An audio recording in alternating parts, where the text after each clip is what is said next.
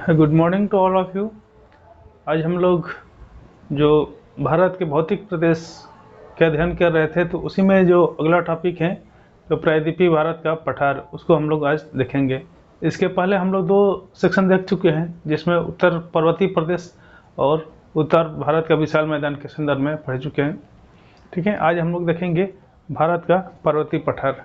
ठीक है, तो इसका जो अवस्थिति के हिसाब से देखा जाए तो ये ज़्यादातर जो प्रायद्वीपीय क्षेत्र में भारत के दक्षिणी भाग में ही अवस्थित है, जिसका ऊपरी भाग जो उत्तरी वाला सिरा है, उत्तर के मैदान से सीमा निर्धारित होता है, जबकि पश्चिम में पश्चिमी घाट और पूर्वी घाट दोनों तरफ से निर्धारित होता है।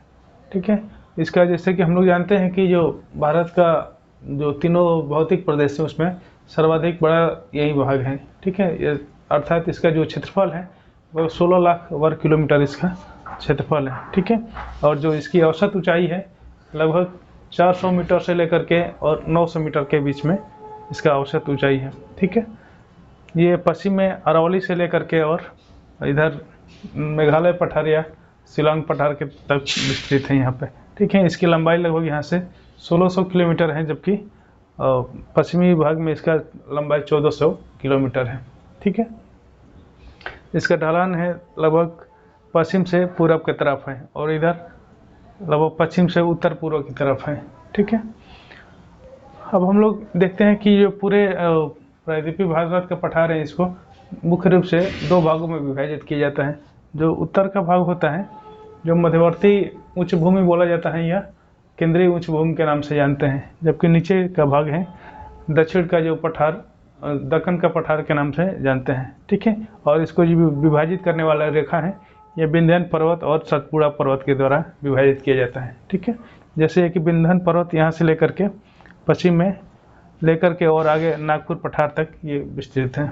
ठीक है, तो ये दो भागों में इसको विभाजित करती हैं और ये भारत का सबसे बड़ा जल विभाजक का भी कार्य करता है। यहाँ से जल विभाजक होते हुए अरावली पर्वत होते हुए विंध्याचल पर्वत होते यहाँ से फिर मुड़ के फिर सतपुड़ा पहाड़ होते हुए नीचे की तरफ विकसित हुआ है। ठीक है, तो हम लोग अभी इसको केंद्रीय जो उच्च भूमि है उसके बारे में देखते हैं, फिर इसके जो उप विभाजन है या जो सब डिवीजन किया गया है उसके बारे में एक एक छोटे छोटे रूप में करके इसको अध्ययन करेंगे हम लोग। ठीक है, तो सबसे पहले हम लोग देखते हैं कि ये केंद्रीय जो उच्च भूमि है इसके बारे में, इसको अध्ययन करने के लिए कई डिवीजन में किया गया है, जिससे अरावली श्रेणी है, मालवा का पठार है, बुंदेलखंड पठार है, मैकाल श्रेणी है, छोटा नागपुर का पठार है या बघेलखंड है, हजारीबाग पठार है, मेघालय के पठार है। ठीक है, एक एक करके हम लोग अध्ययन करते हैं। तो सबसे पहला है जो अरावली श्रेणी।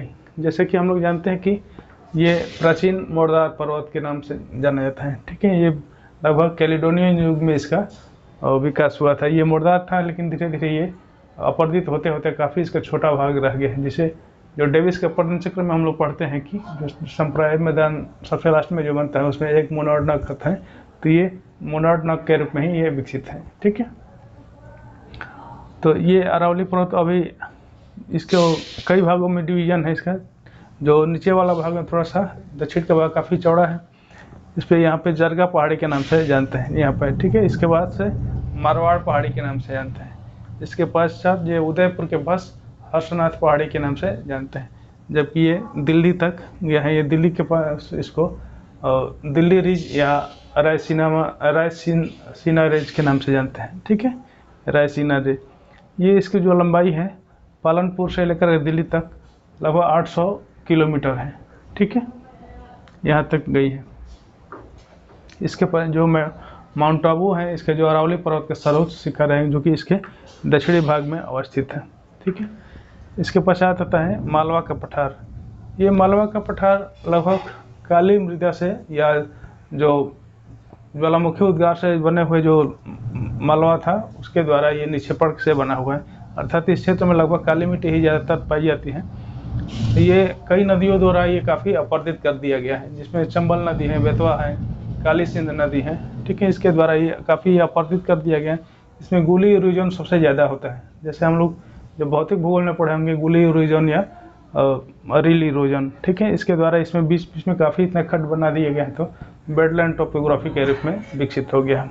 ठीक है, ऐसे ही बुंदेलखंड का जो क्षेत्र है ये भी इसके जो उत्तर साइड में, कुछ उत्तर और पूर्व साइड में मिलता है, ये भी बुंदेलखंड का पठार के नाम से जाना जाता है। यहाँ पे भी जो इधर से निकलने वाली जो कई नदियाँ हैं, काली सिंध नदी है या फिर इसकी जो मुख्य नदी थी बेतवा सिंध नदी भी इधर से निकलती है। ठीक है, तो इसकी वजह से भी ये काफ़ी एरिया अपरदित कर दिया गया है, यहाँ भी खड्ड मिलता है।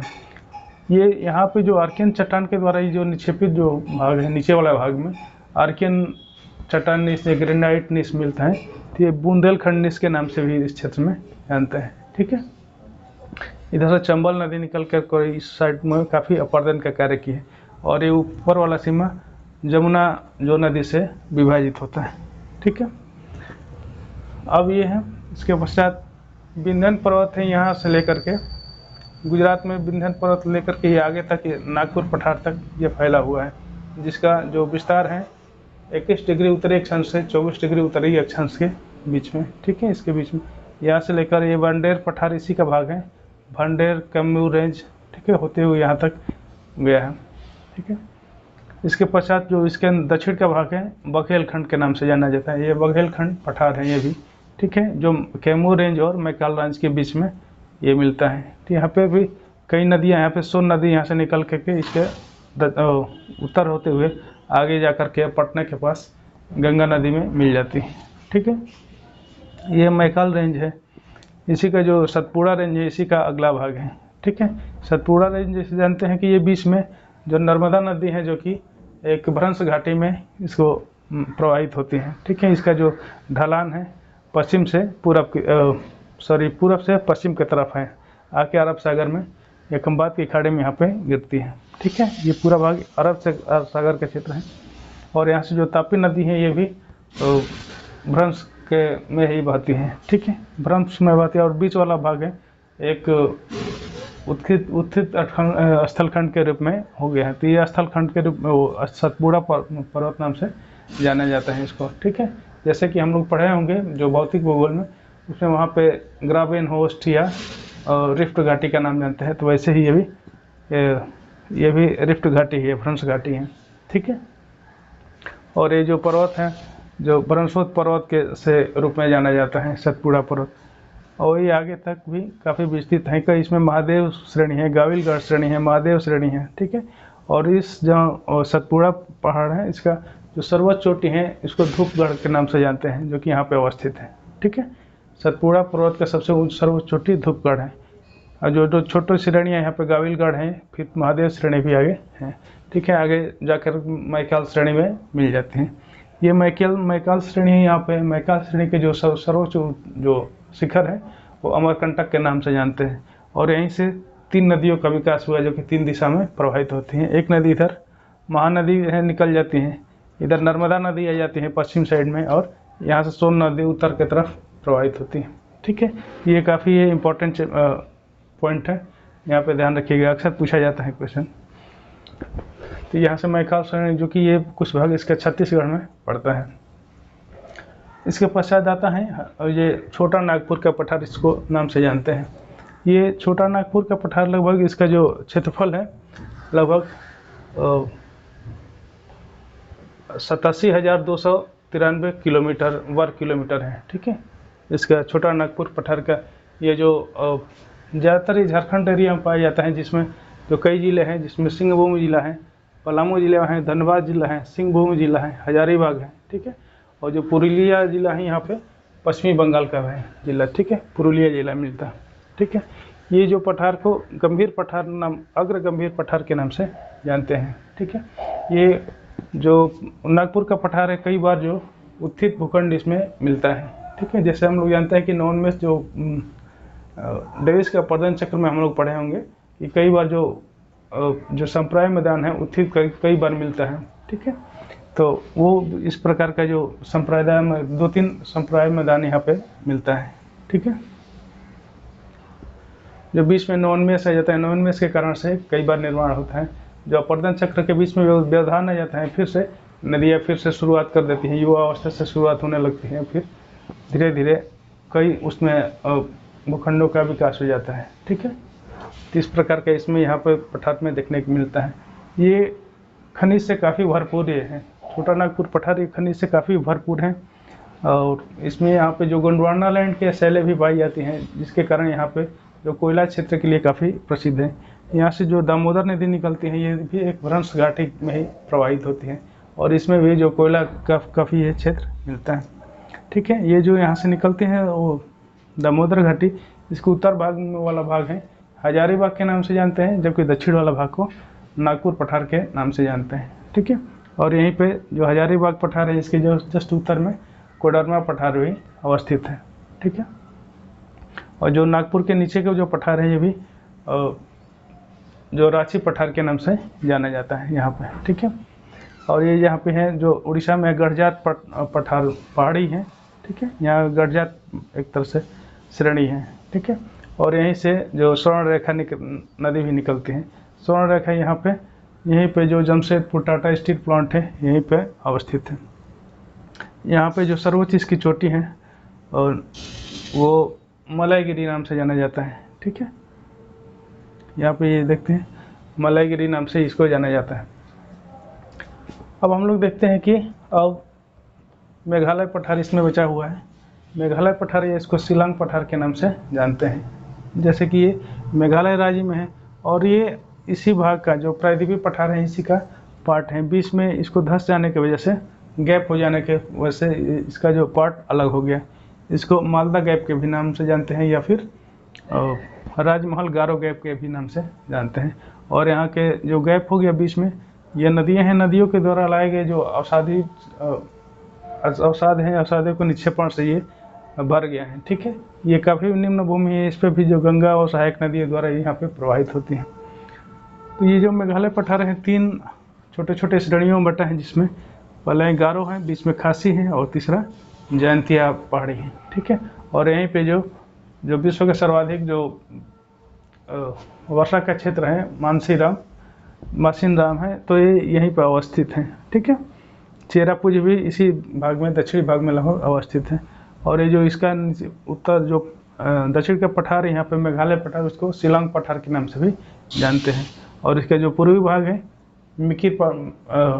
इसको मिकिर पहाड़ी के नाम से जानते हैं। ठीक है, यहाँ पे मिकिर है और यहाँ पे बरेल रेंज है। बरेल रेंज यहाँ पे रेंगमा रेंज भी है। ठीक है, तो ये दोनों ध्यान में रखिएगा। अब हम लोग देखते हैं कि जो बीच को जो नीचे वाला भाग है दक्कन का पठार। ठीक है, पहला था केंद्रीय मध्य भूमि हम लोग पढ़ चुके। अब दक्कन का पठार हम लोग देखेंगे कि जो कि सतपुड़ा पहाड़ी से नीचे है। ठीक है, जो तापी नदी है इसके निश्चित है, यहाँ से लेकर के और ये यहाँ तक वह दक्षिणी भाग तक कन्याकुमारी तक ये 1400 किलोमीटर रूप में है। ये कई बार बीच बीच में भी कटा है। कई जो दर्रा भी इसमें पाई जाते हैं, जैसे थाल घाट, पाल घाट, भोर घाट दर्रा भी है। सिनकेट दर्रा भी है यहाँ पे, जो केरल में सिनकोटा गैप भी है। ठीक है, 2 पहाड़ियों के बीच में जो गैप होता है दर्रा के रूप में, वो अवस्थित है यहाँ पे। तो हम लोग देखते हैं कि ये जो दक्कन के पठारी पूरे को दक्कन के पठार के नाम से जाना जाता है। इसमें भी कई छोटे छोटे जो उपखंड में विभाजित किया गया है। तो सबसे पहले हम लोग देखते हैं कि महाराष्ट्र के पठार या दक्कन ट्रैप के नाम से ये जानते हैं। जैसे जानते हैं कि ये जो पूरा क्षेत्र था आर्कियन क्रम के चट्टानों से ही बना हुआ था, प्राचीन भूखंड के। लेकिन जब क्रिटेशियस काल में, क्रिटेशियस से लेकर के और इयोसीन काल तक इसमें ज्वालामुखी का उद्गार हुआ है। ठीक है, कभी केंद्रीय ज्वालामुखी भी है और दरारी ज्वालामुखी द्वारा भी उद्गार से ये पूरी तरह से लावा से भर गया था। ठीक है, और बीच बीच में कई बार नदियों द्वारा हालांकि कटफट भी गया है यहाँ से, जैसे कृष्णा नदी द्वारा या फिर यहाँ पे जो दामोदर नदी है इसके द्वारा इसमें अपरदित कर दिया गया है। ठीक है, अन्यथा ये पूरा काली मृदा का क्षेत्र है और यहाँ पे कपास के लिए काफ़ी महत्वपूर्ण मृदा होती है। ठीक है, तो इसका विस्तार इस क्षेत्र में है। इसमें कई जो श्रेणियाँ पाई जाती हैं, यहाँ पे सतमाला श्रेणी है। ठीक है, तापी श्रेणी के नीचे सतमाला श्रेणी है। यहाँ पे अजंता पहाड़ी है। ठीक है, यहाँ पे जो बालाघाट श्रेणी है, बालाघाट के ऊपर से ये जो गोदावरी नदी निकलती है और जाकर के और बंगाल की खाड़ी में प्रवाहित होती है। ठीक है, और यहाँ पे हरिश्चंद्र श्रेणी है। ठीक है, और ये इसके नीचे और जाएंगे तो कर्नाटक पठार के नाम से जाना जाता है। और इधर का भाग तेलंगाना का पठार, जो थोड़ा सा कर्नाटक पूरब में तेलंगाना पठार के नाम से जाना जाता है। ठीक है, अब हम लोग देखते हैं कि यहाँ जो दक्कन के पठार में सतपुड़ा श्रेणी को भी शामिल किया जाता है। ठीक है, इसमें जैसे कि हम लोग डिस्कस कर रहे थे कि यहाँ पे सतपुड़ा पठार है, इसके बाद से महादेव श्रेणी है और मैकाल श्रेणी है यहाँ तक। ठीक है, यहाँ तक ये काफ़ी विस्तृत है। ये बेसाल्ट ग्रेनाइट और ग्रेनाइट के द्वारा ये बना हुआ है। ठीक है, इसमें जैसे कि अभी कर रहे थे धूपगढ़ सर्वाधिक ऊंची जो चोटी है, जिसका जो 1350 मीटर ऊंचाई है। ठीक है, पंचमढ़ी भी इसी श्रेणी में है। ठीक है, पंचमढ़ी ये सोन नर्मदा के लिए, ये उत्तर भाग में सोन नदी और नर्मदा नदी है, जबकि दक्षिणी भाग में वेन, यहाँ से बैकाल से नर्मदा और वेनगंगा नदी निकलती हैं, जबकि तापी नदी इधर निकल के पश्चिम साइड में आ जाती हैं। ठीक है, महाराष्ट्र पठार में देखिए कहीं कहीं पर ये धारवाड़ पठार भी कहीं कहीं मिलता है। ठीक है, ये महाराष्ट्र के जो पठार में कहीं कहीं कडप्पा जो का भी यहाँ पे भाग में मिलता है। ठीक है, कडप्पा जो का चट्टान है यहाँ भी मिलता है। ठीक है, ठीक है, बालाघाट श्रेणी, हरिश्चंद्र श्रेणी और सतमाला श्रेणी, तीन मुख्य रूप से यहाँ पे श्रेणियाँ मिलता है। अब कर्नाटक पठार में हम लोग देखते हैं कि जैसे कि यारकन क्रम के चट्टान द्वारा ये बना हुआ है। यहाँ पे जो नीचे वाला भाग है बाबा बुदान की पहाड़ी के नाम से जानते हैं, जिसका सर्वोच्च शिखर है और कुद्रेमुख है। ठीक है, यहाँ पे अवस्थित है। ये भी खनिज के लिए काफ़ी इम्पोर्टेंट है, जो कि लौह खनिज के लिए विशेष रूप से जाना जाता है। कुद्रेमुख हो जहाँ पे जो बाबा बुदान की पहाड़ी है। ठीक है, ये इसकी जो नीचे वाला भाग है और मैसूर के पठार के नाम से जानते हैं। ठीक है, और इसके जो पश्चिम के कुछ भाग हैं पूरब का, ये मलनाड पठार के नाम से जाना जाता है। इसके नीचे आता है तमिलनाडु के पठार, यहाँ पे इसके हम पे तमिलनाडु के पठार से जाना जाता है, जो कि सह्याद्री और तमिलनाडु मैदान, ये तमिलनाडु मैदान और सह्याद्री के बीच में ये अवस्थित है। ठीक है, और ये जावादी कई पहाड़ियाँ मिलती हैं, जिसमें ये नल्ला मलाई श्रेणी है। ठीक है, यहाँ पे ये जो दिख रहा है आंध्र प्रदेश में नल्ला मलाई श्रेणी है। इसके बाद से ये पालकोंडा श्रेणी है। ठीक है, ये पालकोंडा है, बीच में से पेनेरू नदी निकल करके अरब सागर में प्रवाहित होती है। ये क्रम याद रखिएगा, यहाँ पे पालकोंडा श्रेणी, ये जावेदी श्रेणी, शिवराय श्रेणी और यहाँ पे पंचमलाई श्रेणी है। ठीक है, पंचमलाई, ये तीनों का क्रम याद रखिएगा। कई बार जो ऑप्शनल के लोग हैं विशेष रूप से ध्यान दीजिएगा कि इसका क्रम भी कई बार पूछा जाता है, उत्तर से दक्षिण। ठीक है, और यहाँ से जो कृष्णा नदी प्रवाहित होती है, जो कि जो तमिलनाडु के पठार से या कर्नाटक पठार से यहाँ पे निकल के इधर जाती है। ठीक है, यहाँ पे इसके नीचे आएंगे तो नीलगिरी पहाड़ी है यहाँ पे। ठीक है, नीलगिरी पहाड़ी है, उसके बाद से अन्नामुडी पहाड़ी जो श्रेणी है, फिर इसके बाद से कार्डमम श्रेणी है यहाँ पे। ये तीनों क्रम से हैं, इसको याद रखिएगा हमेशा। और जो पूर्वी घाट और पश्चिमी घाट यहाँ पे नीलगिरी के जो श्रेणी है यहाँ पे मिलती हैं। ये कई बार क्वेश्चन पूछा जा चुका है, ये याद रखिएगा कि पूर्वी घाट और पश्चिमी घाट कहाँ पे मिलती हैं, तो जो नीलगिरी पहाड़ी पे। ठीक है, ये कई बार क्वेश्चन पूछा है, काफ़ी इंपॉर्टेंट है, बार बार ये क्वेश्चन पूछता है। तो ये नीलगिरी है, नीलगिरी की जो सबसे ऊंची चोटी है दोदा बेटा है। ठीक है, दोदा बेटा जो दक्षिण भारत की दूसरी सबसे ऊंची चोटी है। ठीक है, नीलगिरी, और यहीं पे जो ऊटी श्रेणी भी है, जो कि काफ़ी जो महत्वपूर्ण जो पर्यटन स्थल ही है। ठीक है, यहाँ पे जो अनाईमुडी श्रेणी है, यहाँ पे जो दक्षिण भारत के सर्वोच्च ऊंची चोटी है। ठीक है, अनाईमुडी यहीं पर अवस्थित है, उसके नीचे कार्डमम श्रेणी है। ठीक है, ये तीनों श्रेणियाँ क्रम से याद करिएगा, तीनों क्रम से ही है। ठीक है, यहाँ से वैगई नदी निकलती है और यहाँ प्रवाहित होती है। ठीक है, जो पाक की खाड़ी में, ऊपर पाक की खाड़ी है, नीचे मन्नार की खाड़ी है। ठीक है, और यहाँ पे ये कोडाई कनाल है। ठीक है, ये कावेरी नदी निकलती है, और ये इस क्षेत्र के जो कोडाई कनाल एक नाम का एक जगह है, ये भी काफ़ी पर्यटन स्थल है, वो भी इसी पे अवस्थित है यहीं पे। ठीक है, और तेलंगाना पठार जैसे जानते हैं कि ये तेलंगाना पठार के नाम से जानते हैं, ये प्री कैम्ब्रियन युग के जो चट्टान है इससे बना हुआ है। जो तेलंगाना पठार है संप्राय मैदान के रूप में परिवर्तित हो गया है, काफ़ी नीचे भूमि है। रायलसीमा भी उच्च भूमि है। ठीक है, यहाँ पे दो भागों में बांटा जाता है कि एक रायलसीमा और एक तेलंगाना संप्राय मैदान के रूप में परिवर्तित हो गया है। ठीक है, ये भाग जो गोदावरी नदी है दो भागों में इसको बांटती हैं। ठीक है, अब देखते हैं कि दंडकारण्य, ये जो क्षेत्र है दंडकारण्य क्षेत्र है, जो छत्तीसगढ़ के बस्तर ज़िले में लगभग ज़्यादा मिलता है चाय। उड़ीसा का जो कालाहांडी क्षेत्र है, उड़ीसा के कालाहांडी क्षेत्र जो बस्तर का छत्तीसगढ़ का बस्तर जिला, ये सब मिल करके दंडकारण्य के रूप में जानते हैं। ये काफ़ी ऊंचा क्षेत्र है, ऊंचा भूमि है। ये दो भागों में बटा हुआ है, एक दंडकारण्य और एक दूसरा दंडकारण्य घाट के नाम से जानते हैं। ठीक है, दो भागों में जो इंद्रावती नदी के द्वारा ये विभाजित किया गया। ठीक है, ये जो बस्तर जिला छत्तीसगढ़ के कालाहांडी, कोरापुट है, विशाखापट्टनम और पूर्वी गोदावरी जो, ठीक है, ये आंध्र प्रदेश का जो क्षेत्र है पूर्वी गोदावरी। ठीक है, पूर्वी गोदावरी, श्रीकाकुलम और विशाखापट्टनम, ये 3 जिलों को समाहित करता है दंडकारण्य क्षेत्र में। ठीक है, ये 2 भागों में बटा हुआ है, उच्च भूमि और दंडकारण्य घाट 2 भागों में विभाजित है। ठीक है, अब आता है उड़ीसा उच्च भूमि। यहाँ पे उड़ीसा उच्च भूमि अवस्थित है। इस भाग में हम लोग देखते हैं कि गढ़जात पहाड़ी हैं, जैसे कि अभी हम लोग डिस्कस करते हैं, गढ़जात पहाड़ी के रूप में परिवर्तित हैं। आर्कियन क्रम के चट्टान द्वारा ये निर्मित है। ग्रेनाइट नीस के शैलें भी यहाँ पे पाई जाती हैं और ज्वालामुखी की शैलें भी यहाँ पे पाई जाती हैं। ठीक है, ये भी काफ़ी जो खनिज के लिए इम्पोर्टेंट है। यहाँ पे कई प्रकार के खनिज मिलते हैं। ठीक है, यहाँ पे विशेष धात्विक खनिज के लिए ये ज़्यादा जाना जाता है। अब हम लोग देखते हैं जो पश्चिमी घाट के संदर्भ में देखते हैं। पश्चिमी घाट जो कि यहाँ तापी नदी से लेकर के यहाँ तक है। पश्चिमी घाट ये कन्याकुमारी 1600 किलोमीटर है, इसका जो लंबाई है इसका, जो कि औसत ऊंचाई 1200 मीटर है। ठीक है, ये भ्रंश कगार के रूप में जाना जाता है, या सह्याद्री पहाड़ी के रूप में भी जाना जाता है। ठीक है, ये भ्रंश कगार, जैसे कि हम लोग जानते हैं कि जिस समय हिमालय का निर्माण हुआ था, हो रहा था, इसी की वजह से धक्का की वजह से ये भाग टूट करके नीचे चला गया, समुद्र में चला गया, और ये वाला भाग कगार के रूप में खड़ा रह गया। ठीक है, तो ये वो इसको जो पर्वत कहा जाता है, सामान्य पर्वत नहीं कहा जाता है, बल्कि ये भ्रंशोत पर्वत के रूप में ही जाना जाता है इसको।